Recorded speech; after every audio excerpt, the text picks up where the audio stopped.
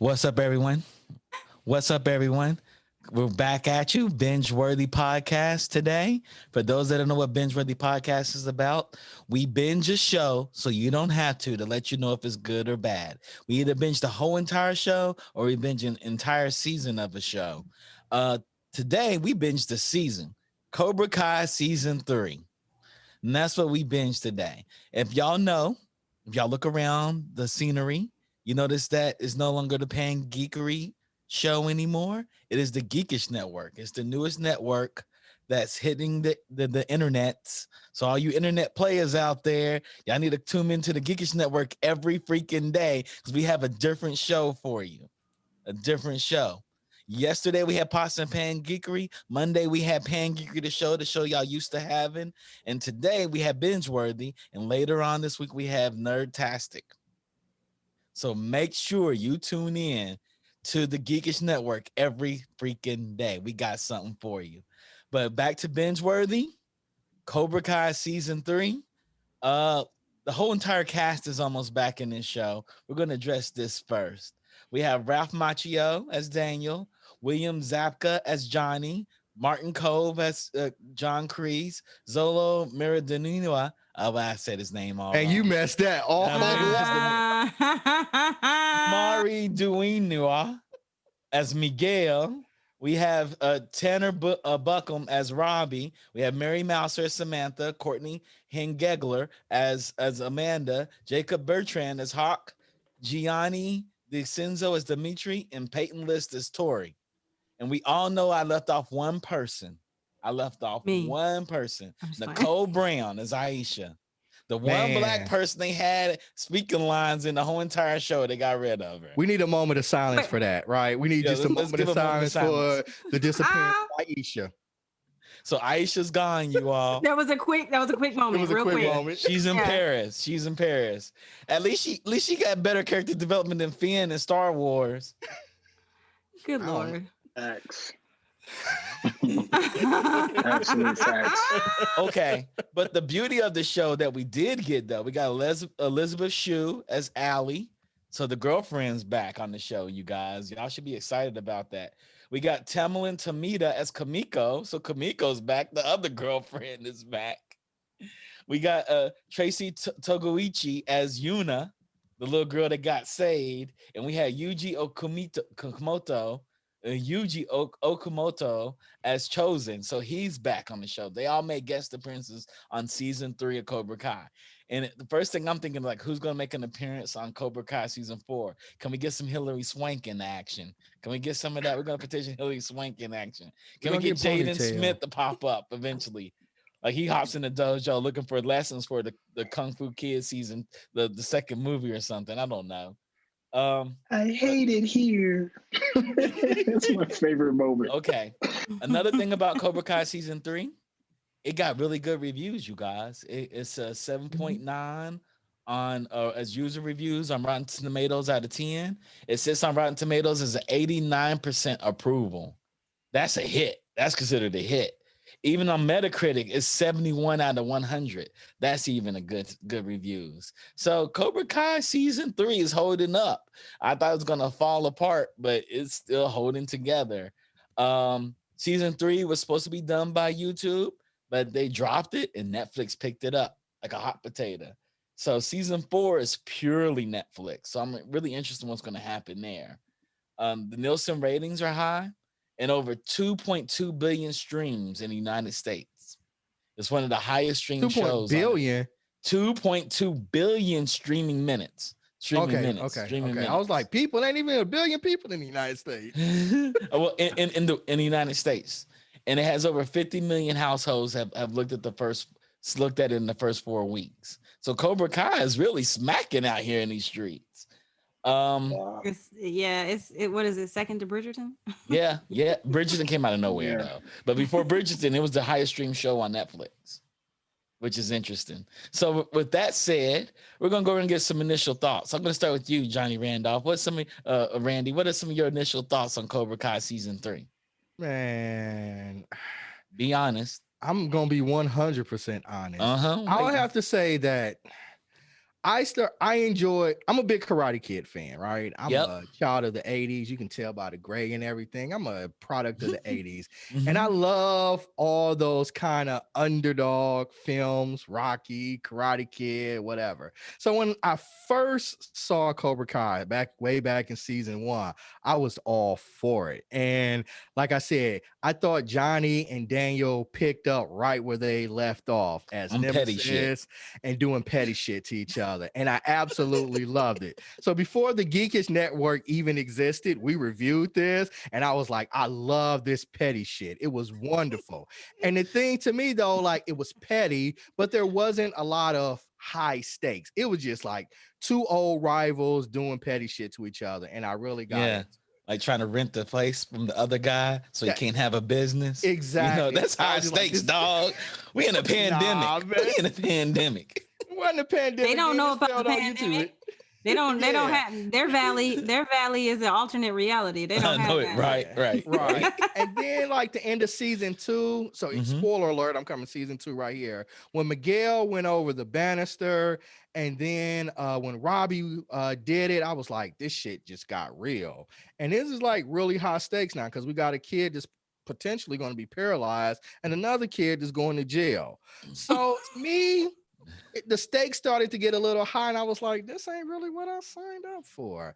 In season 3, I thought they took it too far, just in my opinion, but we'll talk about that later. So that's just my introduction of how I started off the 3rd season of Cobra Kai.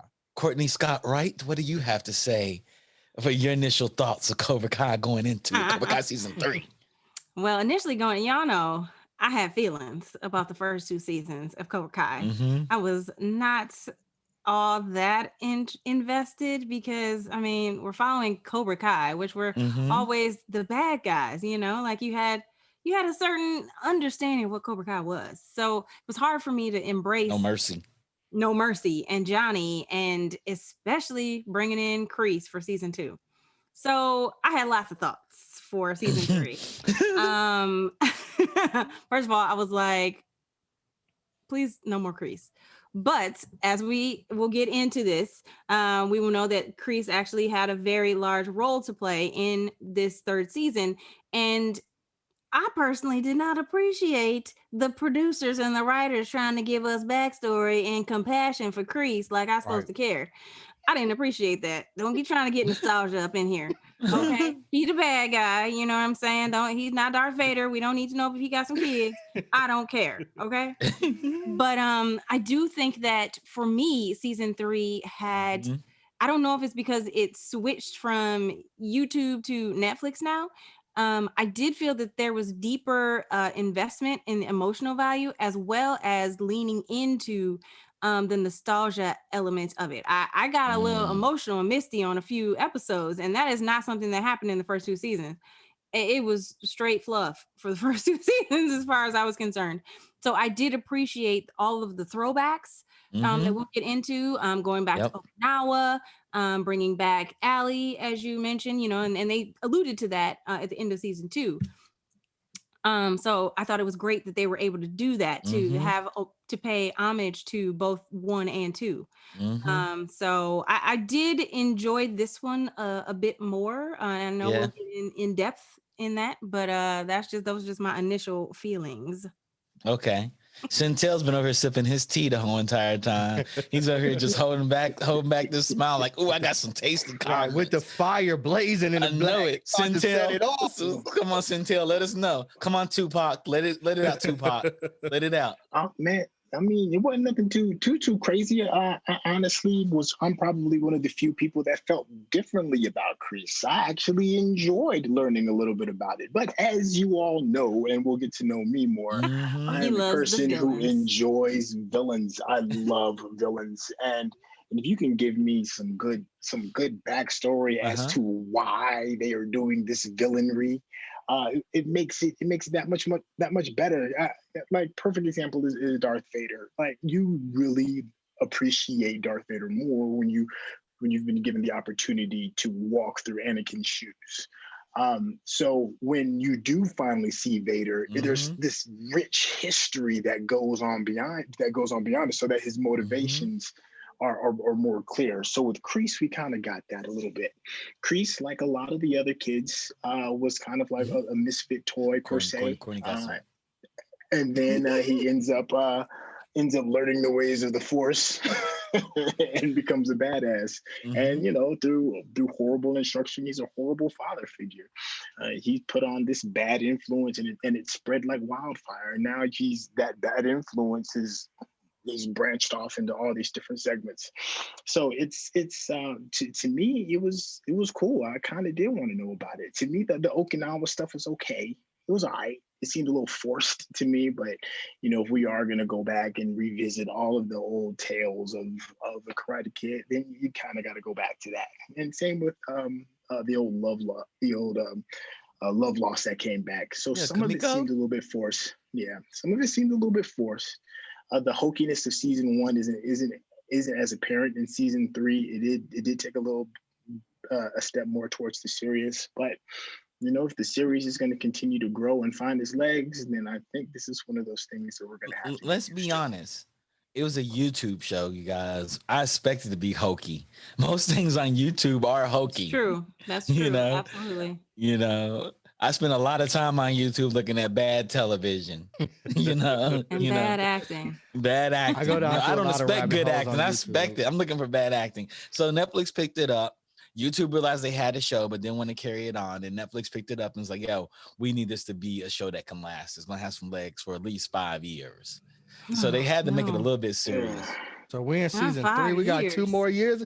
No, they sign on for 5. They doing Netflix says season by season, but they're gonna keep the show going if they can. Oh man, I'm sure it's coming back next year. We will see Miguel go to college if they could. They will probably see that. We'll see Miguel go to college and Robbie go to college. Well, here's what I need. And Samantha. Here's what I need to see. This is what I need to see. Y'all ready? Yeah. I need to see somebody in that Cobra Kai dojo with a different color belt, because right now everybody still got white. Okay, everybody's still a white belt. Well, they lost all the season ones, right? They lost all the veterans. No. Miguel won the tournament. How he win the tournament with a white belt? Yeah, he ain't got no new belt. He ain't got. Come on, man. I need at least a yellow. Courtney's already asked for a new belt. Next, okay, come on. We're gonna talk to wardrobe, Courtney. We're gonna make it happen for you. We're gonna talk to wardrobe. Like, look, wardrobe. What you teaching and you not giving belts?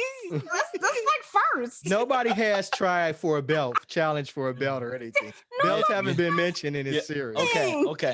Let's talk about where season 2 ends. Miguel falling and breaking his back. Right in the hospital, man. So it got heavy. I know Randy didn't like it that much. He was like, "Oh man, y'all took all the pettiness out of the show." That was painful. First of all, that was serious for me. I'm like, "Oh shit!" I started calling it "Boys in the Valley," like because it's like boys in the Valley. Like this is Ricky getting shot. I was like, "Oh shit!" I wasn't ready for that. Oh, that's hilarious. So we got Boys in the Valley, guys. So we come back in. Oh man. And we spent way too much time in the damn hospital. It was a lot of time in the hospital, and not even in the hospital room. It was in the waiting room of the hospital. It was like, Jesus. They trying to show they spent a little bit of money on this show. I like the 3 sects we had: Cobra Kai, the Miyagi Dojo, and that's in little sporadic sets. They were definitely in the dojo. Me too, man. And I don't want to get too far ahead, but it was like Johnny and being the greatest, all of a sudden physical therapist in the history of the nation. Worst of the physical therapist ever. But like he cured him. I was like, this dude can barely read a book. Like he didn't even know the internet existed until like 3 months ago. Right. But he threw him off of a balcony. He lit him on fire. He lit him on fire. He did light fire on fire. The things that like Johnny was trying to be a caring father figure / hard disciplinarian. Torture artist, because he was basically an executioner. Right. And they made it work. From a person that doesn't know the internet exists. What else can Miguel break? That's what I was worried for. I was like, my thing was like, talk about privilege. Like the dude barely finishes high school. He's a worst handyman. He doesn't know anything about the internet. And he has the audacity to now want to be a physical therapist and gonna help Miguel walk again. I'm talking about privilege. Like, oh my God. And they made it work. But here's the thing. Like, I mean, it was privilege because this cat, like, couldn't get into the hospital the right way, so he beat himself up. Looked like a hot shitty mess, and then found his way to the ICU. Right. Like, this is and okay, nobody right? stopped it. Right. And nobody stopped. hey, This broke up man, like just wandering the street looking homeless. And you don't let him into the ICU? They just stormed the national capitol during the vote on the election. Everything is possible, white men. This is amateur hour. Johnny Bill's amateur hour for them. What are y'all talking about? Goodness gracious. It was amazing. And I was just watching here. Can we keep it real? So Johnny comes in. Miguel's mom lights into him. Like, yo, I don't want you seeing my son. She got over it real quick, though. She did get over it real quick. Real quick. Okay. And penis does that sometimes. The penis does that. The best drug for does forgetfulness. That sometime, right? The best drug for amnesia. Right.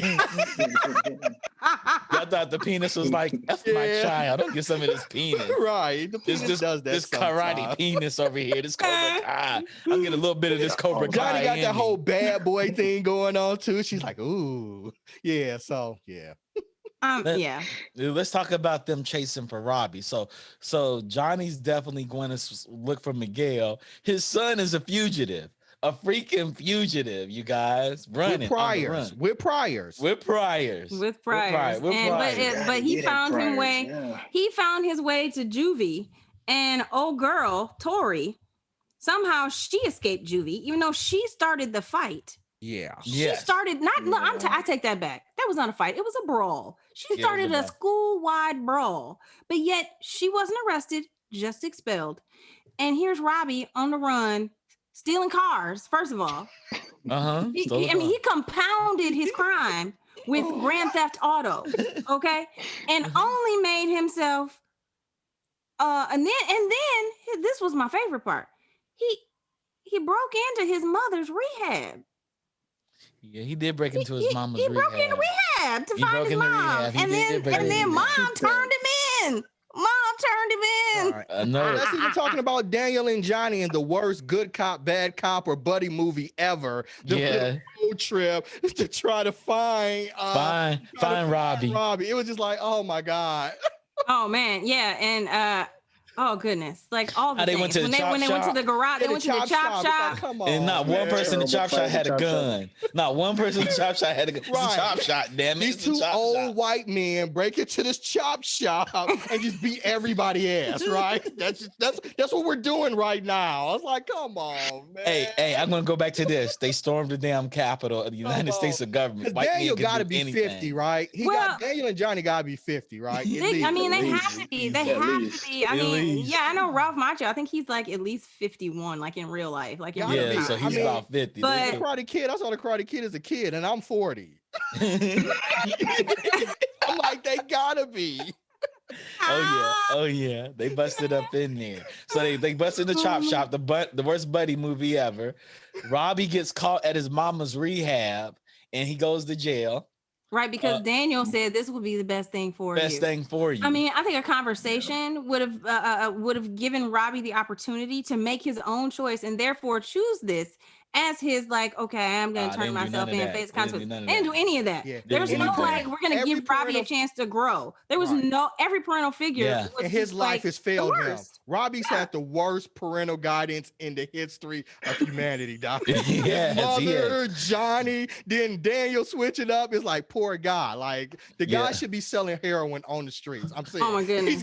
He was a juvenile getting his ass kicked by a black guy. We got to talk about that. They get rid of Aisha. And then they bring the big black guy in. They give it Aisha and bring the big black guy in. Yeah. I got to throw the flag on the play. I got to throw the flag. He's a criminal. He's a criminal. Who ain't nobody's punk, apparently. He whooping everybody's ass up in juvie. I mean, he was running the show. He was running the show. Real quick, can I give a shout out and say hi to Pink Panda Palace? Hey, Pink Panda Palace. How you doing? How you doing over there? Appreciate you. I agree with Randy. There was no reason that the big bad in the juvie should have been the big black. It was two of them, right? Like, it was like they were running the show. Yep, Like they were in the I show. kind of took offense. I kind of took offense just a little bit because we Just a lost little? Aisha. We didn't even really Mhm. get a really good reason. I mean, I guess a valid reason. Like her parents were upset. They sent her to Paris. Now, why did they send her to Mhm. Paris? I don't know. She's studying at the Sorbonne. Like what's happening over there?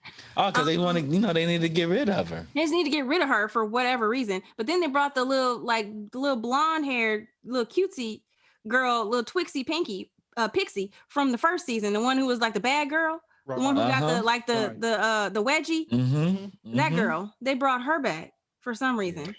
We kind of lost The Force of Moon. Love story. Yeah, the Force of Love story with Dimitri. That was like, come on. And the character not believable at all. The actor wanted to come back. Like that was the decision of the production company not to bring her back. Oh, Aisha wanted to come back? Yeah, she wants. Really? She's got articles out there talking about she wanted to come back. She wanted to come back. Yeah, they intentionally wrote her off the show. They wrote her off the show. Oh, now, wow. she can come back, but yeah, I guess they left it open. She can always come back. But yeah, she expressed like she's like, and she gave the PC answer. I did 2 great years on the show and had a great time, but I would have liked to finish. She's trying to come back. Started, but yeah, no, the producers something must have happened. No, I don't think so. No, I think they spent a lot of money trying to get number one, Tamlin. What's her last name? Who played Kimiko? Yep. I can't think of her last name. I'm gonna look that up. They didn't want to pay for it. They wanted, but they also had maybe they had a minority quota, Allie? people of color quota. Well, like, I think they had a lot of money. I think they spent a lot of money trying to like get these nostalgia things involved. Mm-hmm. And then also they had they beefed up Tori's role. Yeah. So I think they didn't want to divvy up the lines that went to Aisha, and just trying to bump up Tori as this villain-esque, role. And then you also like her and Samantha. Girl, exactly. Against her and Samantha, and Aisha was just kind of like always in the middle. She never chose a side. Let's talk about Orochi. Bebop said they used the black guy to do a heel turn with Robbie. Yeah, so in order to make Robbie a better, good person. So this kid broke somebody's back, and we're supposed to forgive him because some black guy beats him up. Is what they telling us? Man, like you can amend the broken back with a black guy beating you up. Hey, we bought Johnny though as the greatest physical therapist ever. So why not Robbie turn from the heel because he got beat up by the big black guy? Because America does not want to get beat up by big black guys. No matter if you break somebody's back, you kick them over off the second story to the first story onto the stairs. It doesn't matter. But a big black guy beats you up. I'm supposed to feel sorry for you. Feel sorry.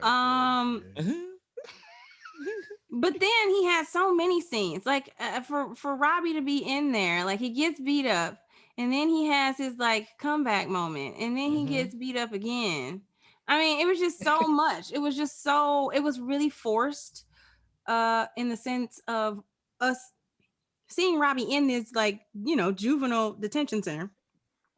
He's still bitter, Johnny makes the appointment, gets the preacher. First of all, we got the preacher scene. The preacher scene, he in the church, he like, Randy. He just comes into church. He just comes into church like a hot beat up in church. And then gets beat up in church. I've never seen a minister come up out the pulpit to beat the brakes off somebody. Are you kidding me? Like, come on now. So then he makes gets the preacher. I'm sorry, Randy. I'm sorry. Let me just he gets the preacher to make the appointments. Then he goes, and then it's like y'all said earlier. Then he just abandons Robbie again. Robbie has the worst adults in his life. Robbie has the worst adults in his life. And I was thinking, you can't be mad, right? But you can't be mad at what happens, like how he ends. Right. Fuck Robbie. See, I was thinking like he should have been at a black church. Ain't no way he'd have got through the usher board coming up in there to beat the preacher, right? Ain't no way he get through the ushers, the deacons, and then the associate ministers trying to get Mike time to attack the minister, man. Y'all. Yeah. I was like, we must have went to different churches growing up, man. This is so forced and unrealistic to me. Okay.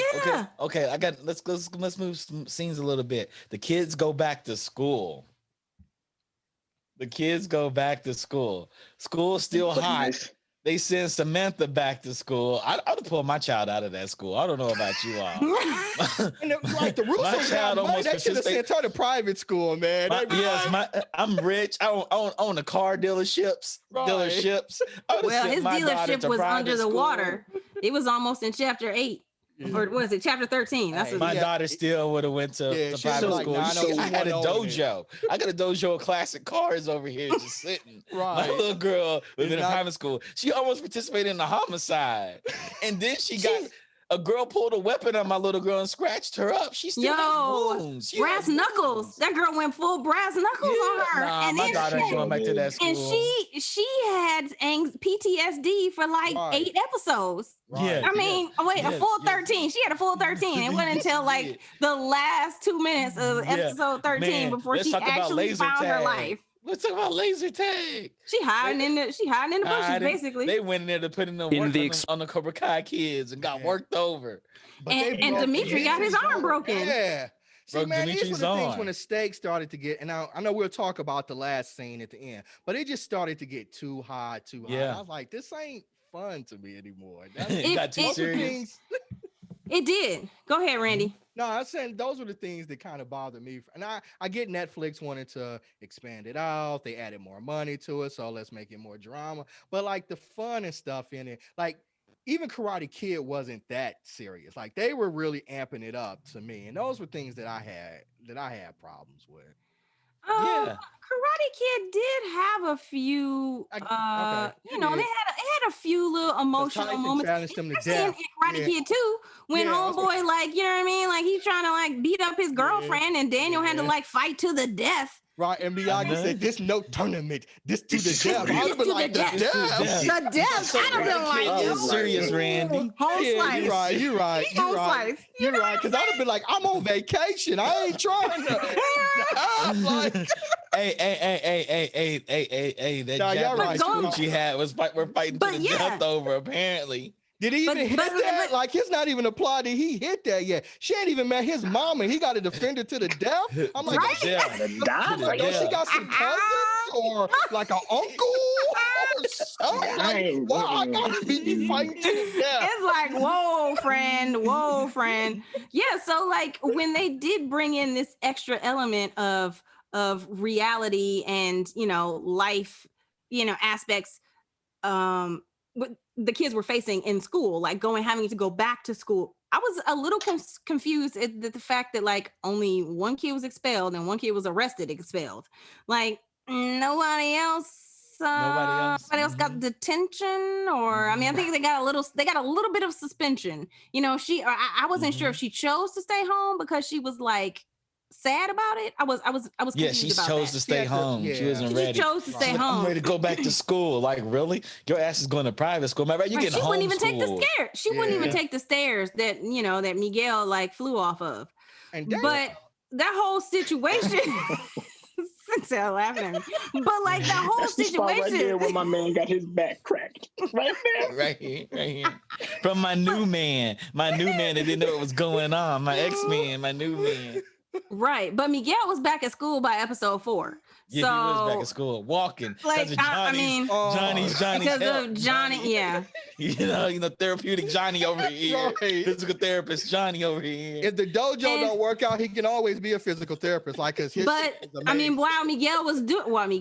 Johnny was busy doing like physical therapy with Miguel, that's when we have John Kreese taking over and now has taken the dojo, which I don't really understand how that happened, because there was his lease. He renewed the tournament application because the tournament was ready to like totally shut down because of John Kreese. They were permanently banned. So how the tournament company was like, okay, we're going to let him in too. How that happened, I really don't know, because you had a permanent ban and nobody brought that up. Yeah. And I'm sorry. Because of the riveting dialogue from the students in the middle of the Sam and Miguel gave such a great speech. Bring the tournament back. I couldn't walk before this, but and I would have been like, because of this. Okay, I see you, Sam and Miguel, but not under John Kreese because we banned him. Right. Spoiler alert. The stoop and literally choked him, like in the parking lot in front of everybody. Right. Like But he's a vet. He's a vet. He's an injured war vet, and we like him. He needs help. Did y'all not hear, Chuck? They stormed the Capitol. The Capitol. What part of that y'all don't understand? That's why the backstory seemed so forced. It was like, oh, we're going to try to make him complicated and introspective. And all I could think was like, this dude needs therapy. It wasn't enough. He's got PTSD. He killed does not need to be around he killed his kids. commanding officer. And still, here's the thing. It wasn't enough. Okay, we saw him working in a diner. Guess what? Other people have worked in a restaurant. Right. I worked in a restaurant, and didn't nothing happen to him. He got into a fight in the back, and I mean, but he's a white man in the '60s working in a restaurant. You know how hard it was for him to do that. Man. Then he goes to. He had to tell all those black people to go in the back door his whole entire life. Go through the back door. Go through the back door. It was one of them. Whichever war he was in, I wasn't sure which one it was. I think it was Vietnam. It was Vietnam. But anyway, so he goes to Vietnam. He knew that girl for like half a week, yet she was his girl. And then he stopped getting letters. Oh, we're not going to tell him his little girlfriend was killed in a car accident. We want him to go and be commando and save the day. So we're just going to keep letters. What part of white privilege you don't understand? A white savior. What part of that you don't understand? So then he gets kidnapped and held hostage, and that's a good enough reason why he mad. Why he's still mad?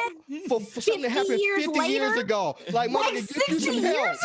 Get you some help, man. His release therapy was teaching other white boys to beat up on people. This is a sad man who thinks very highly of himself. You guys. This is how militias start. He thought very highly of himself. You can't tell me he couldn't find another girl. He couldn't find another girl. This goes back to, what was the story we were talking about when so-and-so been waiting, or Wonder Woman then waited 70 years for Steve Trevor, couldn't find nobody else. John Kreese, 60 years. You can't find nobody else. You're not even a goddess. For some girl you know about 2 weeks. For 2 weeks. Come on now. Hey, we all get your ass beat. Is that what it was? We all listen to Death Row Records. We grew up listening to Death Row Records. We know Death Row arrested Snoop Dogg, dated a girl 3 days, got out of jail and killed her boyfriend. You know, that's what it said on the record. He was going to kill him, but he realized it was his cousin. He came in intent with to kill him, but he realized it was his cousin. But man, I just thought it was so forced. Like, I felt like they were trying to make me empathize with him. They were trying really hard. As not like this hard character. And I was just like, Syntell has some choice views for y'all. I just kept thinking he needs empathize with him because it made him right, because that's his friend. He likes the villains, but this was a poopy villain. Okay, he doesn't even like warrant a full like profane word. He's just a waste of space. Right, he trains kids. He ain't out kicking nobody ass. Right, he's not even fighting real dude like grown men. He's not even fighting adults. He's beating up on 17-year-old children in the parking lot. You can't be that hard, okay? Hey. I mean, Johnny beat up some kids in the parking lot too, season 1. Yeah. Let's talk about that. The kids that Johnny he did, but those kids attacked him first, and those kids came back. They attacked him first. They attacked him first. Kreese attacked Johnny in the parking lot and beat him with a trophy. Those kids. Hold on, let's move forward. Let's talk about those kids. Those kids that Johnny beat up joined Cobra Kai under Kreese, John Kreese. Oh God. And then Hawk started getting the conscious because the kids that he was he didn't. Of, okay, I'm gonna let you finish. I'm not gonna Taylor Swift to Kanye West you. Go ahead. He went from where Hawk was like, oh my God, I'm kind of scared. These kids that beat me up joined the new dojo and they're the new badasses. And then what happened? I become the badass again with his privilege. He's like, I'm a badass now too. And me and Dimitri are going to make up and be friends after we storm the house. No. Let's take it all. Let's take it back before we go to like Hawk's redemption story, which was not there. Okay, it's not there at all. Let's go back to now. Robbie's out of jail. Okay, Robbie's out of jail, and now he's joining like the Cobra Kai under John Kreese.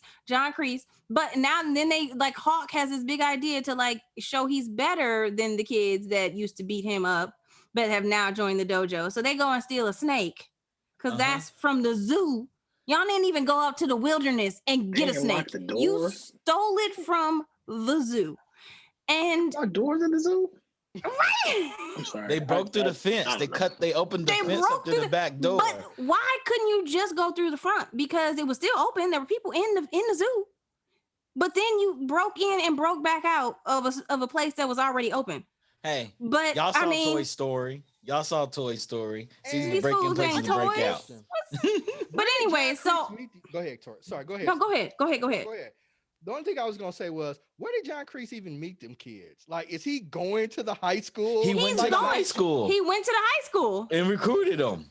Yeah, same way he went to Tori's house. How he know where she lived? Was it on her app? I mean, did she fill out an application? She doesn't look like somebody who writes. Hey, Johnny don't sound like the person would make somebody fill out an application. As long as they got money, as long as you paying, I don't care where you live. So how he know where she lives? Man, I mean, all the things. But here's where I was going. Like I was gonna say, Hawk's redemption story. Hawk was mad up until episode 12 and a half, halfway through episode 13. Then he discovered it's like he had a come to Jesus moment. You know what? I'm gonna side with them. Why? After you've into them house? You've been mad and beating up to me and going after everybody. You done broke into this girl's house. You broke all the rules. You broke all the codes. You broke into her home. Okay? And now you done found Jesus? What? Come on now. Come on to now. me, right?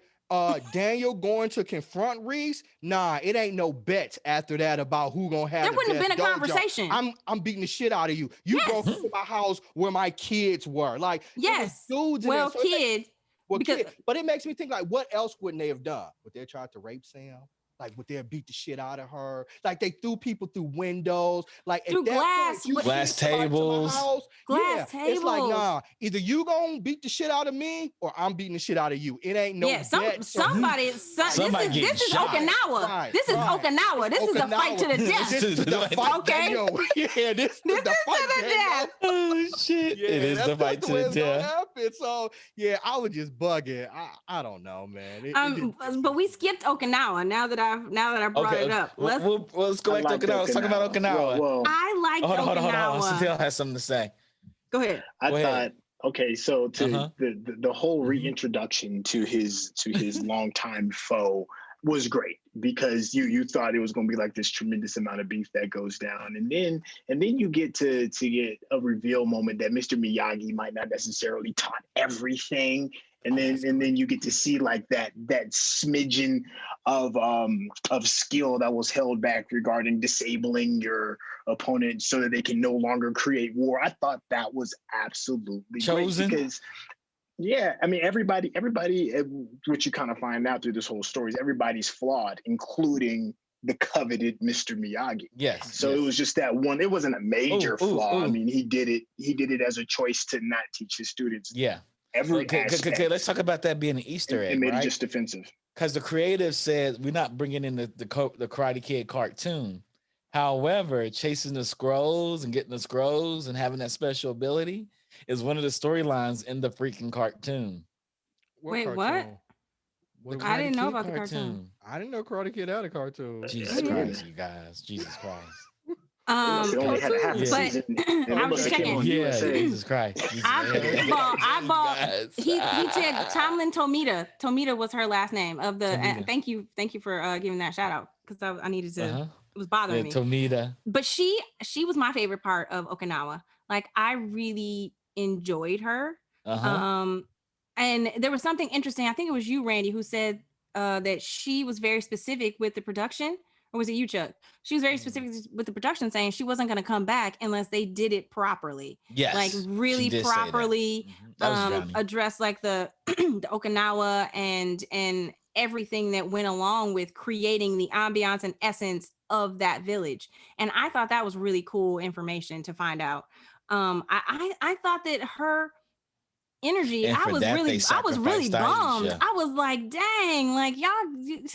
I mean, I like Amanda. I think she's cool and all, but like, why couldn't he marry Kamiko? Like, they had such good chemistry, even still. He fought to the death for that girl. He fought to the death. He fought to the death, and they didn't get married. If anything, she's supposed to be the side piece. Wedding. She's supposed to be the side piece that leads. And he should have brought that up, like, I fought to the death for you. I mean, like, You're technically mine at all times. You didn't get married because you belong to me. I'm the one under pressure right now. What you know? belong to me. And like I the did death. I To the liked the death. guy that they redeemed that guy, and that he had some Yeah. extra information to teach Daniel Mhm. that there was more to Miyagi-Do than what he knew of, and that what Mr. Miyagi was able to teach him, because maybe that was the capacity that he had at that time. They fight So- to the death, And baby. Daniel kind Yeah. of got on my nerves when he was in Japan.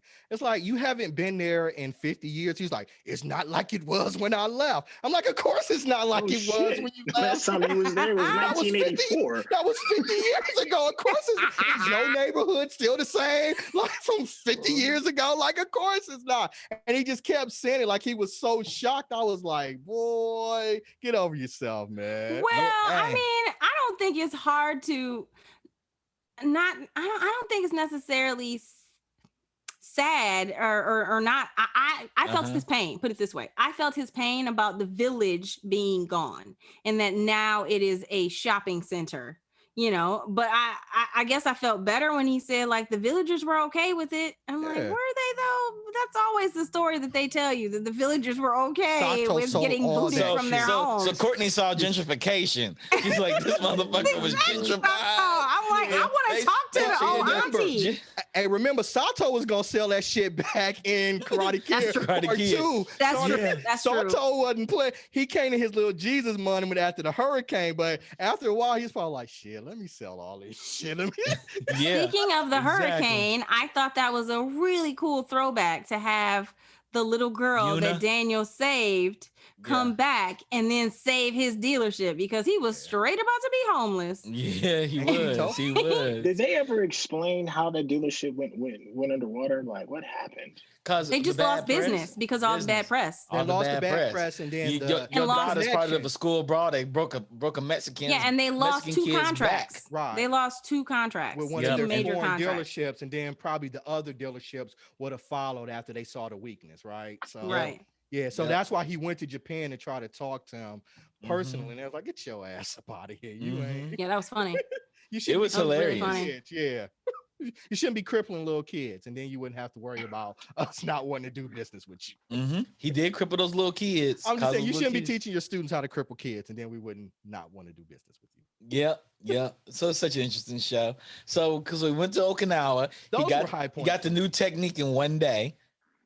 He got his ass kicked, hopped on the plane that night, got back to LA. He's back in LA. John Kreese done took over Cobra Kai. A couple of days later, his house gets ransacked. Let's talk about Allie. Oh, let's talk about Allie a little bit. So Allie comes in the scene. She told her mama, I don't need a date. I got plans. I'm gonna make this work for me. Did Allie really think she's gonna have a two-piece going on? But before we get to Allie, can we talk about the fact that Johnny finally got Miguel's mama, got what he wanted, and he's still trying to get Allie once she Facebook messages him. Like, you literally just got out the bed. But since you brought it up earlier, let's talk about it. Allie hits him in the DMs. She sliding his DM so quick. I was like, yo, what's up? Like, what's up? And he was I'm like, separated. Nah, what's up? Right? And he wrote like 9 pages of text message on that. That was hilarious when Miguel was like, you don't write this. You don't write this. I Yeah. don't believe Johnny wrote 9 pages of anything in his whole life. Like, from kindergarten. He don't have to 9 12th pages to write. Right, that's what I'm saying. I don't think he ever wrote. So I was like, that's a little suspect. I don't see Johnny writing 9 pages of love letters to anybody. Like, it's his working vocabulary even to that type of capacity where he could do that. I didn't buy it. Yeah. So it was interesting. So Allie pops back up after he done slides off Miguel's mama. Like, dang, dog, Barely. that was quick. And she Barely. was way better than Allie. What are you talking about? Like, did you even wash up when you got back? Goodness gracious. He had what we call dirty dick. Oh, Lord. Went to go holler at Allie. Good Lord. Then he went to the restaurant. Let's talk about when he went to the restaurant. Didn't know what to even watch order. that scene. And ordered what the people ordered next to him. Then he changes to burger and fries. Because I was like, she's like, go order ahead. some tempeh. And then she's like, I just want burgers and fries. He's like, I'll take the same as her. Like, really? Oh. Johnny just has no personality. Like, he is so busy trying to just do what everybody else is doing that it's kind of getting boring at this point. Like it's really getting frustrating. Oh, you think Johnny's being frustrating now? Just now, you think he's frustrating? No, I think I've the always third thought he was episode in frustrating. first season 1, he's been that way. I liked him in season 1. I ain't Of course gonna lie. you did. Of Season course you 1, he did. got on my nerves, like with the whole internet situation, and like still. And then he went back to the pawn shop during this season, didn't he? Like trying to sell back the laptop that he bought from the pawn shop. He's like, it doesn't work. They're like, you charge it. He's like, Like, what do you mean charge it? It has a battery in it. I'm fine with him being the dumbass. I just have the problem with the transitions. Like we talk about the 9-page letter, the physical therapy. Like, I don't like those types of things. How he goes from being polar opposite to like being just a dumbass to like, oh, he's the smartest person in the room for some reason that we just can't explain. Those are the problems that I have with how they've characterized Johnny. Yeah. We know he's the idiot. But so let's go back to Allie. Wait, so let's go ahead. Go ahead. What were you gonna say, Cortney? What are you gonna say? Well, I was gonna talk about, since we were well, actually, we weren't talking about that. I was just totally gonna pull this out of the blue. Sorry about that. Pull it out the blue. But I'm pull this out of the blue. Going along the same lines as Kreese, them trying to give a background, emotional background for Kreese. They did the same thing with Tori. Showed us like her mom being sick, and she trying to take care of the brother and sister, and the landlord trying to get some of the pedophile. Exactly. The pedophile, he full right? R. Kelly. Full right? R. Kelly. Yeah. He's full pedophile. Kelly. Right. Like you kind of, and that one moment, and Kreese had one good moment. I'm like, you jerks. Why you? Fine. Right. Okay, I'm okay with Kreese beating this guy up. There's somebody worse than Kreese. Okay. Right, they're gonna make us like Kreese on some sort of level. Like, oh, stop it! But I don't like Tori, so I was like, I don't want the pedophile to like, take advantage of her. But if somebody else wants to like kick her in the face, I'm okay. Courtney was like, karma, bitch, karma. But that's what I'm saying. It's like they just can't get you. He gonna get you. We done use your martial arts now, Tori. Right. Get your mama kicked out the house. We done thrown pedophiles, murders, snakes. Like, where are we? Where else are we going with this show, man? Wait, who Hillary was murdered? Swank, dog. We're gonna bring Hillary Swank back up in here. Oh, attempted murder. And she's gonna fight all 3 dojos. She's gonna come with her dojo. It's gonna be a 4th dojo. Don't be surprised if Hillary don't show up. Don't be surprised if she don't show up. I think she's going to show up. She ain't gave an answer yet. She said she's kind of interested. Hillary Swank's going to show up. Then we need Jaden to show up to come to the dojo. No. I need training. No. For Jackie Chan going to show up. No, because then Jackie, exactly. That's what I was going to say. We're going to have Jackie Chan, because it's not karate anymore. They're not doing karate in Jackie Chan. They're doing kung fu. So, but how you call the karate kid? They're doing kung fu. What they did say, though, is this. They said that Jackie Chan's and Jaden Swift's movie is actually would be a movie in the universe of the Karate Kid, of Cobra Kai. So that's a movie in Cobra Kai. So it'd be nice if they make it like they can say, oh, let's go check out this new movie. Here's the thing. And they show up as anybody see the Hillary Swank version? Huh? Did anybody see the Hillary Swank version? I did. Karate Kid. You did. I saw it. Y'all both saw it. Okay. Okay. Y'all the only 2 people in America that saw it. Y'all the only 2 people in America that saw it. People that I've known. I saw that one. I never saw the one where Daniel joined the new dojo with Kreese. Yeah, I never saw 3. He never joined with Kreese. It was his partner, the ponytail dude. That was who I think that he's talking to on the phone. It was. The end, because he's really make an appearance too. He's super rich, and he somehow convinced Daniel. What it was Daniel wanted to defend the championship from season 1, but Mr. Miyagi was like, no, karate for self-defense. It's not for tournament. And so he wouldn't defend him. So like do that Mr. Miyagi voice again. It's the worst. Mr. Miyagi voice one more time. I know it's the worst. But it was hilarious. I appreciated it. Good effort. So the ponytail dude starts to train Daniel. And he pretty much accepts him into Cobra Kai because they tell him that Kreese is dead, but they're really trying to exact revenge because they've hired some crazy like kid to beat up Daniel. So like he kicks Daniel's ass all throughout the movie, and the Cobra Kai guy's trying to train him, but he's really hurting him. Then at the end, like Mr. Miyagi trains him again, and Daniel wins the tournament. So Daniel's a 2-time All Valley champion in karate. That's the premise of the 3rd Karate Kid. Oh man, that sounds horrible. It was horrible. That sounds horrible. Did they sell that? I don't even think they stream it anymore. That went straight to VHS, dog. They didn't even make DVDs of that shit. In the back annals of my memory, I feel like some of that rang a bell. I'm disgusted right now. But I have no real recollection. I blocked all that out. Ponytail, because Kreese I just remember the ponytail, to be honest with you. Kreese is almost in the same situation in Karate Kid 3 that he was in Cobra Kai. He was broke. He had no students, so he's just walking around, kind of wondering. And he calls up his Kung Fu? Right, and he calls up the ponytail. The rich homie. Like, so he did it again. So basically, he's just basically like, I'm broke. Playing from his own playbook. Right, and because he saved that dude's life back 69 years ago. Jesus. In at that time we didn't know that. At what point is my life debt paid? Okay, at what point is my life debt paid? We just said, old girl, old Daniel. We just said for the rest of your life.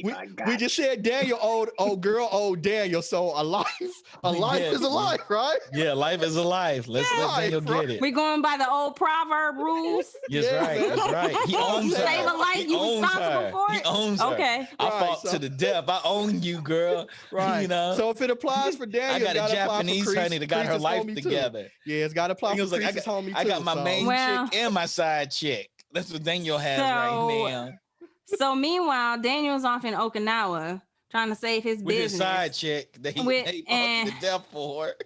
And Sam is over here fake teaching the kids. And meanwhile, Amanda is beating up Kreese and getting a PPO, a personal protection order. Kreese got a PPO on her.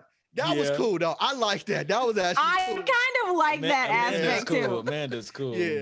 Yeah. Amanda is cool. She's like the coolest character in the whole entire show. So. And she handled the shit with Allie like great. Like they were all at dinner. Why she threatened? She was at Daniel like I built your empire. Going nowhere. She was like, he ain't going nowhere. I know some chicks be like, why that bitch looking at you? Like, like that was I'd have been like, oh, I would have done exactly what she did. I want to know all the secrets. That's right. What happened? Tell me everything. How my man sucks. Tell me why my man sucks. You know? That's what she wanted to say. Meanwhile, Johnny comes in looking like John Travolta from Staying Alive. With the white jacket. I thought Miami Vice. I was thinking Miami Vice. I was thinking Staying Alive. Miami Vice, they both work. Man, and, you know, while they're out here feuding, being petty to each other, kids are breaking off everything in Daniel's fucking house. Yeah. Not one of those. They didn't call the cops on none of those kids. Nobody, none of the neighbors called in anything. I'm like, do they live in the woods? Is there no noise? Was there no noise? When you live out in Beverly Hills and Tarzana, wherever they live, you ain't got no neighbors. No, he's got neighbors. The second time they ran up in his spot though. Yeah, dog. They have fountains and shit at his house. Was there like a river in the middle of his house? Yeah, they got fountains. They got river. They got like a little river. Yeah, they had like a little koi pond. They got rich. Ain't nobody live near him. He ain't got no neighbors. Going back to what Chuck said, I'd have put my daughter in private school. She'd have been with Tori Spelling and them in 90210 because we getting up out of here, man. That's about it. So let's move forward. Because this season, there's not a lot of overall action outside the kids beating up each other in Sam's house, Samantha's house, and all the relationship stuff was. That's what I thought. I was like, Tori. I didn't feel anything for her. I don't care about her mama. Fuck your mama. I didn't. Fuck you too. Yeah. She ain't the first person that's had a sick mama. You don't turn into a psychopath, right? Yeah, she's psychopath. She was all about killing Sam. She wanted to kill Sam because Sam went to her boyfriend and she had for like 3 weeks. Right. 3 weeks. She did what. But maybe that's what Cobra Kai do. Like 3 weeks. Y'all remember Miss Society? Y'all remember Miss Society and Kane beat up Chauncey? That's what she wanted to do to Sam. She wanted to cane Chauncey. And you would think that Syntell had sex. Like they didn't do that. Right. No, they didn't. I mean, did they even kiss? Like maybe they have kissed. Yes, I think they have kissed. And you ruined your life. Ruined the life. Ruined your life. Now you gotta go to like what is it? You gotta get your GED now. You have to get your GED now. Man, no one will hire you. Like you like And first of all, boy, you kind of kissed a little bit. How Tori end up at that school? Like, public schools are arranged by like address and stuff. So that's why Sam goes there, right? It's a really good school in a really neighborhood. Tori lives in a really shitty neighborhood and it's probably not in that school district. How did she even end up going to that school? Miguel goes there and Robbie goes there too. Robbie goes there. Robbie got there because of the Russos. Okay. Well, maybe it's just a shitty ass school. Maybe they got bussed in. Those are the shitty kids. They don't have shitty black kids. They got shitty white kids. Boys in the valley. That's what I said. It's in the valley. It's the valley. They didn't have any black kid. Like, I mean, other than the one little black boy. The one black boy. The Miyagi-Do team now. Yeah. Yeah. But let's get back to the show. Let's get back to the story. Okay. We really examined the hell out of these characters, and we didn't really talk about the story. We're about to run out of time here.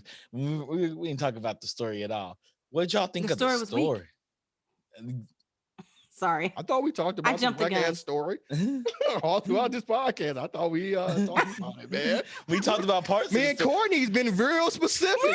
Thank you, Randy. It's some bullshit. Johnny being a physical therapist, it's some bullshit. Them having not only black character in the prison, it's some bullshit. I don't know what you've been listening to, fam. We've been real specific. Daniel's going to Okinawa trying to find some letters from Mr. Miyagi, trying to get some help from the ether. And I'm like, what you doing, man? You read homeboy's love. Everybody knows that him going to damn Okinawa is for the fling. He fought to the death for that woman. She owed him her whole entire life. He's gonna get him some. He was hey, what's your price? No. You back it up. You can wear my ice. You owe me something. Owe me back like you owe your tag. Yeah, the story, like all the way around, I just felt like it was weak. Like Miguel was injured at the end of season 2. They said we don't know if he's ever gonna walk again. He walked by episode 4. He was back in school by episode 6. I mean, he represented Miyagi-Do, like was back in karate by episode 5.5.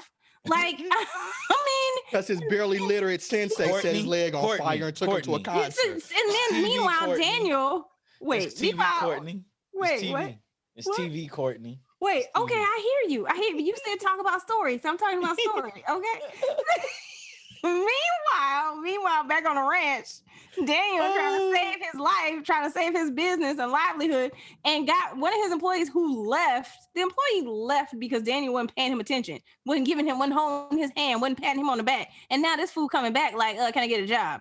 And I'm like, no, man, you defected. You left me. And he's going to share this secret, right, that his boss shared with him. And he's an underling, which is like critical to the survival and expansion of the business. And then he's going to go and tell his old friend. It's just like, oh my God. Meanwhile, Johnny's like, okay, Kreese is taking my dojo. I guess I'll let him have it. I'm gonna come up with a new dojo. Ego shit. What? Johnny ain't that smart though. Yes. Smart. Eagle. Was it Eagle? Eagle what? It was Eagle something. Eagle Fang. Eagle Fang. Like so stupid. And then we're doing the classes outside. Exactly. Next to Goat Yoga. And I'm like, or wherever it was. And this dumb fuck is like, how much does it cost to do it out here? The man's like, it's the park, dude. You ain't got to pay anything. Can I go back to my family? Oh, God, that was hilarious. Oh, it's so ridiculous. So it was just all the way around. Like, how is Johnny paying for this? Because his stepfather cut him off and was like, sorry about your life. No. I have kind of wondered about that. I'm like, where is Johnny getting income from? I don't know. We don't know. We don't know that he doesn't have a job. He don't have a job. I don't know how he's playing rent or anything. Man. Yeah, how has he not been evicted? Because he does karate. He whooped the landlord's ass, apparently. Did anybody hire a lawyer for Robbie? Robbie didn't have one lawyer. And Robbie went to juvie for like 3 3.5 days. On some damn near murder shit, right? No trial, no nothing. No trial. I guess he took a plea. I'm assuming Daniel took a plea for him. And he got out. And went straight back to karate, what got him in there in the first place. Exactly. And he's a minor, so they don't usually just release minors out on their own recognizance to go out and wander the streets. He's like not even 17, but yet he's trying to get his GED. Why didn't you try and put him in another school? Oh, it's just wild. Okay. I mean, so that's all I got to say about story. Now we coming into the end. Okay, let's talk to the end. Let's go to the end. What y'all think of the fight scenes, at least? Let's talk about that really quick. The fight scenes. I like the one with Johnny and Kreese. I thought it was all right. I thought the house fight scene was fun. The kids fighting each other in the house. I like watching kids beat up on each other. Okay. I rather enjoy that. Right, Kreese. I think it was busted because how many times did Miguel get thrown into the wall with his back that is just barely held together by bobby pins and bubble gum? He's a miracle. Obviously, he's a miracle. You obviously have not watched 80s WWF because everybody knows when Hulk Hogan is tripping the rope and he's getting fired up. That was that moment. I mean, but then he figured out how to karate again. Then he figured out how to karate again. Exactly. So stupid. And then everybody was able to battle and save the day. I think we talked about this show enough. Let's get to the ratings of Cobra Kai season 3. Hold on, let me pull it up. You know how I do. Let me pull this up for us. And we didn't even talk about the unification of Cobra Kai and Eagle Claw or whatever the hell. Is that what you want to do right now? No, I don't. We can go to it's called the reach. That's what that is. Man, they reaching on that one. Man, is that what you want to do? Miyagi No, Fang. I don't. It's Miyagi Fang. Miyagi Fang. Yeah, Miyagi Fang. Okay. Let's talk about rating this show. Because it seems like the kids weren't really a big part of this show, really, except when they fought each other. Except for Samantha and her PTSD, which she did get over, you know, in the last Tori 2 was minutes. whipping that ass, though. I love Tori was whipping that ass. I was like, if you don't hurry up and rip this girl's weave up out her head, I'm going to be mad. She was like, I'm a high school girl, and I got angst. Yeah, I'm gonna whip your ass. She had Park Place in her mental real estate. It was it was just like, oof. Tori's whipping that ass. Okay, this is what we're going to do, guys. For people that tune into BingeWorthy the first time, we actually scale the show for you. So 5 is the highest you can get. 5 is called a binge out. That means you get off this podcast and you binge the shit out of the season. A 4 is called a full meal. Right up under the 5, it's a full meal. You know, you'll eat it, you'll get full, but you don't necessarily have to binge it. You'll probably get indigestion. 3 is a mini meal. It's just a small meal, a lunch, you know, that micro meal you get. And 2 is a snack. That means you're just snacking it and you can eat it or not eat it. 1 is a nibble. You just you want one little bite and that's it. You don't want nothing else with it. And then we have the almighty 0, which we have yet to use. No, we have used it once. I think I used it once. Y'all used it on whatever show we talked about last time. Y'all definitely went 0, some throw up. What did I throw up on? I can't remember. It doesn't matter. Yeah, it'll come back to you. You're the reason we created the throw up. You are the reason we created the throw up. Okay. We're gonna go. We're gonna start with Syntell because Syntell's been quiet and listening, and he's been like, I have choice words, but I'm gonna keep it quiet tonight. I'm gonna keep it quiet. Syntell, what are you giving it? It definitely was not up to par to the first 2. It took a whole different feel to try to like Johnny was saying earlier. It's definitely a lot more serious, which kind of takes the fun out of it a little bit. Mm-hmm. There were elements that I did like. Like I said, I did like Kreese's story. I did like discovering that Mr. Miyagi wasn't just this flawless sage, that he did have questionable decisions that he did regarding regarding how he taught a student and how he interacted with his own sensei. Yeah. And then you only got a chance to see the yin side of it and not the yang. And then you kind of see the yin and yang go together and you get the full Miyagi-Do experience. And then that kind of translates in the end with Johnny and Daniel. So I thought that was kind of interesting. One of the things that really pisses me off is Dimitri, because let me tell y'all this right now. If we at a bar and there's a fight that's going down, and I see you sit there shaking in your boots and you watch somebody break my arm, I'm fucking all y'all up. So that to me bothered me because Dimitri didn't step up and was like, "Yo, word, I'm out. I'm not rocking with y'all no more." The rest of the kid characters are almost like non-existent for the most part. Nobody really cares about the kids. Nobody cared about and them. some of the nostalgia just didn't really stick. It didn't really stick to landing like it did in the other two. So I think this one was kind of a bit of an overreach. So overall, I had to give it a snack. You know, if it wasn't snack too. If it wasn't for us just reviewing it because it's just buzzworthy, this is a buzzworthy show, I probably would not watch season 4.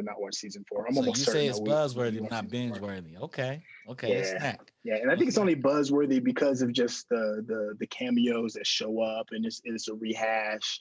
And for those that have never even seen season 1 and 2, it's just one of those snowball effect kind of projects. And I think that's why it's getting kind of the buzz. But if you are that type of person that can just easily turn their brain off and then just look at the funny pictures, then you'll probably really enjoy it. But if you're looking for anything like worthy, nah. Oh, wait a minute. There is one thing. There is one moment that did get me. Mr. Miyagi's letter. Mr. Miyagi's letter was probably one of the few shining moments of emotion through that whole thing, because I kind of felt that. I felt that moment. And then that was it. That was like the emotional peak of the show to me, and then the rest was trash. Mr. Miyagi should get, he should get another Oscar for that letter. Get an Emmy for that letter. Mr. Miyagi. Yeah, Mr. Miyagi is still a character in this show. I hope his family is getting like some kind of SAG residuals, because that's real talk. His image is all over the place. Marita. And it would be fucked up if we find out they wasn't. Yeah, I agree. Okay. He's definitely a character. Courtney, you next. Courtney, tell us what you think. What are you giving it, Courtney? Well, I told you after season 1, if it wasn't just because we were reviewing this, that I would not be watching this show. It never really moved me. But I had a problem, and I still have the problem with just not even the hokiness. It's just the ridiculousness of Johnny and Daniel and their forever feud. I mean, it's like the Hatfield and McCoys, and it's only one Hatfield and only one McCoy. And it's just kind of frustrating. At what point are you going to be an adult? But I understand that we wouldn't have a show, which, I'm not gonna lie, I don't know why we have a show. But hey, like I said, I do agree with Syntell. There were certain moments that were very, I did get a little misty. Like I said at the beginning, I got really emotional with Mr. Miyagi's letter. I got really emotional when they brought the girl back that Daniel saved in the hurricane, because I forgot about her. And I was like, and I appreciated they bringing back the girl. Kamiko was a little bothered she didn't have a husband, or at least she was owned, girl. She can't have no husband. I wanted her to have a partner, whoever her partner was. I wanted her to have somebody, at least have a little family. It's Daniel. It's Daniel. That girl's owed to Daniel. Anyways, I do appreciate that she was happy. I love that she lived her own life. And I did love that they brought her back in. There were some fun moments. Amanda, getting into it with Kreese. So it did have some moments of levity. For the most part, though, I was doing other stuff while it was playing. So it didn't have my full attention. And that's the problem. I wasn't just invested, like sitting here like, oh my God, I gotta watch the next one. People making Cobra Kai, make sure it gets our full attention. It was just kind of happening to me. So I'm kind of gonna have to agree with Syntell. It was a bit of a snack, I guess it's in I always make up my own little food creation. Two snacks. And I give it like a buffet. It was somewhere in between a full meal and a snack, but I definitely feel like it's more snack for me. A snack? Okay. Yeah. It's a snack. Johnny Randy Randolph. What do you give it? Again, season 1 really resonated with me because unlike Cortney, I love that petty shit between Johnny and Daniel, right? It's just who I am. Like, Charles is my cousin, and I've been arguing with this dude since I was 15 years old. And we argue so much, we don't even recognize it. It's just like, oh, damn, we both agree, but we still gonna argue the shit. So I'm engaged. I'm That's engaged, about right. That's right? about I'm right. engaged with the pettiness. I love that shit. And as I said, it was low stakes. It got a little real to me the end of season 2. And I thought season 3 just picked up on some bullshit for the various reasons that we have elaborated on here tonight. Now, there were some points that I did like. I really liked the dinner with Allie and their wife. I love Daniel's wife. I just think she's like the coolest Amanda. person. And I wish they would show. expand her character a little bit more, so we're not necessarily seeing her through the prism of just being like the voice of reason. Like, I'd like to see her as a fully developed character throughout the show, because that actress has a lot of good energy and things like that, and I just enjoy seeing her on screen. I would love to see more involvement with her as well. Yeah, but for most of that, I just thought it was hokey, and I thought Johnny got dumber, and I thought they were trying to make him out to be something. And the thing with Kreese, again, it really bothered me because I felt they were just trying to force it to see that he was this fully round character that we aspire to see Amanda be, and he just wasn't. And go ahead.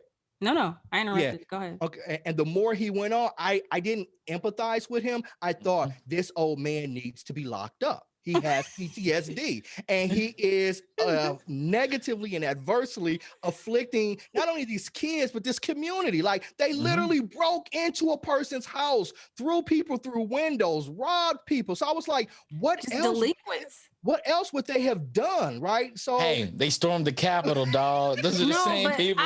They stormed the Capitol. They stormed the Capitol, dog. I just can't get over the fact that, like, seeing Kreese sitting up in that tournament committee meeting and no one acknowledging the fact that Cobra Kai did have a ban as of last year. Right. As of last year, Cobra Kai had a ban. Yeah. And we just brought it back because Johnny said that John Kreese was dead. The man's clearly not dead, and nobody questioned him on that. I have a problem with that. And all he does is lie. He's like, I'm Captain John Kreese at that meeting. Like, he says that to try to buy some credibility. And so I just thought that was so forced. Weak.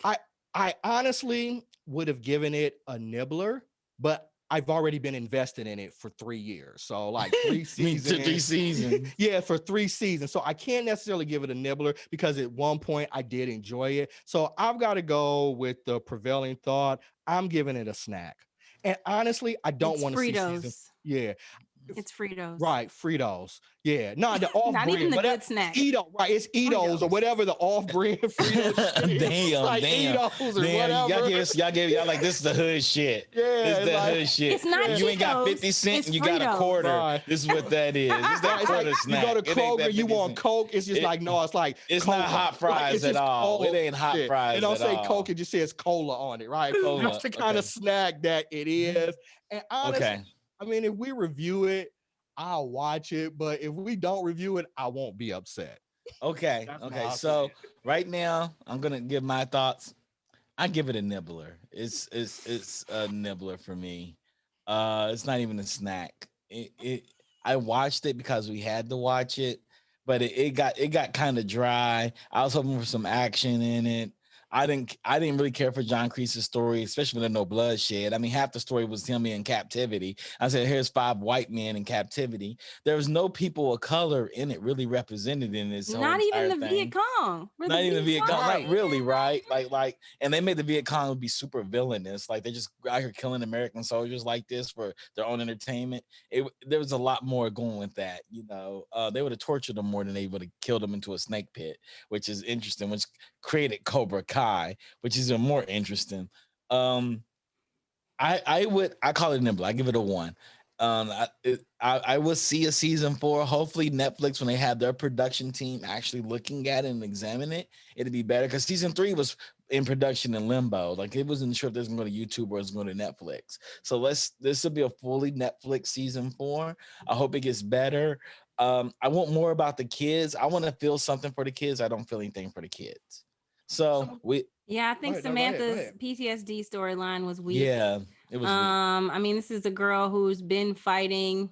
You know, Daniel taught her self-defense when she started when she was a little girl, and you get one like little. I mean, you know, the scratch was kind of bad. You know what I'm saying? But it didn't cut an artery. Yep. You know what I'm saying? Those scratches look like she had an artery cut. Yep. And I was like, did you even go to the hospital, girl? Nope, not at all. So, not at all. So what is everybody seeing then? Like earlier, you read off the Metacritic score and like what is everybody seeing that I missed? It's just the nostalgia. It's the drama. It's nostalgia. And it's gotten drama. It went from lighthearted, campy. I wanted to go back campy. That's what overall. That's what I want. I want it to be more camp. I need more camp. But the problem is, it's right in the middle. It still has the camp, but it doesn't fit into the dramatic aspect that they're trying to implement. So it's like you got to go one way or the other. Either you got to go hokey or you got to go like serious TV show. Right. But you just can't like sit in the middle. I agree. Well, let's hope they bring back more camp, and it's so muddied and muddled that the season 4 is better. We'll find out later when they actually going back into production and they finish season 4. With that said, you guys, we got 3 snacks and a nibbler for season 3 of Cobra Kai.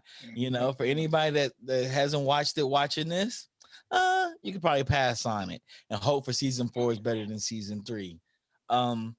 That's it for BingeWorthy for today. We got the other group you want to plug? Yeah, I'm gonna plug the other group, Randy. Okay. I'm gonna plug them. You seem like Nerdtastic is actually doing a deep dive on Cobra Kai this Sunday coming in. Y'all should tune in for that. They do a deep dive. They've been doing all of Karate Kid series, and they've been talking about every property of Karate Kid. And this time they're opening up with Cobra Kai. So y'all should definitely jump in. We got Pod Squadrons back on Saturday, talking about Star Wars, one of the greatest series of all times. The TV shows, not the movies for me, but I love it. Also, Dexter Dranos, the editor, will be on Cobra Kai, and he's joining Nerdtastic. So on Sunday we have Adriano, right? Dexter Adriano. I'm gonna say that name right. Is the editor for Cobra Kai. He'll be on Nerdtastic talking about the show itself. So definitely y'all tune in on Sunday for that, because Nerdtastic is one of my favorite shows. I learned so much about all the shows and everything they've covered. Like, I didn't know that even existed. I'm gonna look that up right now. So y'all tune in for that. The next show we're gonna do. What's our next on our list, guys? Do y'all remember? Is it Mandalorian? No, sir. It's Star Trek Discovery season 1. Okay. Star Trek Discovery. I gotta be honest, I forgot too. Oh Lord. We can talk about Michael Burnham and them. I'm looking for that. I'm looking for that. We haven't done Star Trek Discovery. Yes, I'm ready. Season 3 just finished. We're gonna go the next 3 weeks. We're gonna talk about Star Trek Discovery, you guys. We have a lot of choice words. I won't let the crew talk about it to each other. So y'all gonna hear us feud on this show. There's gonna be some feuding going on in this show. So tune in. Shout out to Digital Click. Hold on, let me give a shout out to Digital Click. The best art house in all of the world. They're doing all our art assets for us. Y'all like the new branding? That's Digital Click. If y'all need branding, if y'all need marketing support, talk to Digital Click. Trust us, they're the crew to go with. So Digital Click, they're riding with us. They're riding till the wheels fall off, and they're people of color. People of color. So we're here to support people of color businesses. Throw them our way. We're going to hype all of us up. So let's give a shout out. Let's give a shout out to Rodney Cajudo. He's our tech director. Yeah. Rodney's holding it down for us. So I'll say tune out. Peace, everybody. Peace. See you later.